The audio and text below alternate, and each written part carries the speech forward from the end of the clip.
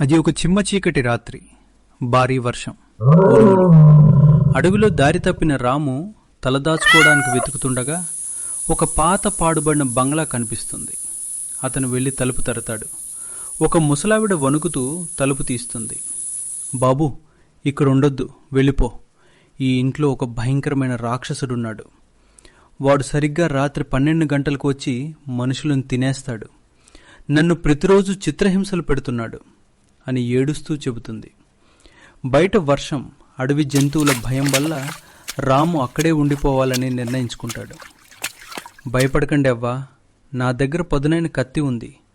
ఈరోజు ఆ రాక్షసుడు అంతు చూసి మిమ్మల్ని కాపాడుతాను అని ధైర్యం చెబుతాడు. గడియారాల్లో రాత్రి 12 గంటలు కొడుతుంది. వాతావరణం ఒక్కసారిగా చల్లబడిపోతుంది.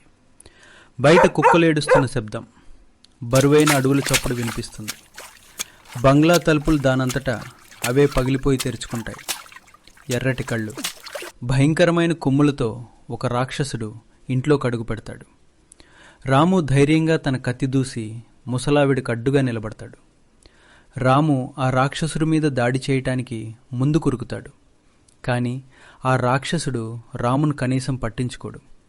నేరుగా వెళ్ళి ఆ ముసలావిడ కాళ్ళ మీద పడి వెక్కి వెక్కి ఏడవడం మొదలు పెడతాడు. నన్ను క్షమించి యజమానురాలా, ఈరోజు అడవిలో నాకెవరూ దొరకలేదు. దయచేసి నన్ను మళ్ళీ ఆ చీకటి గదిలో బంధించకు.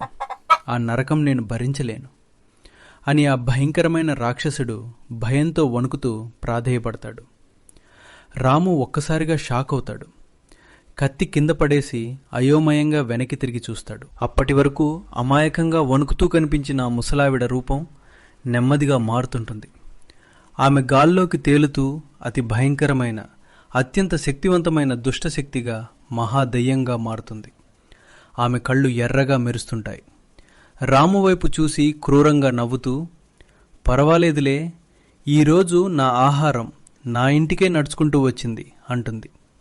రాము భయంతో గట్టిగా అరుస్తుండగా బంగ్లా తలుపులు దానంతటా అవే మూసుకుపోతాయి.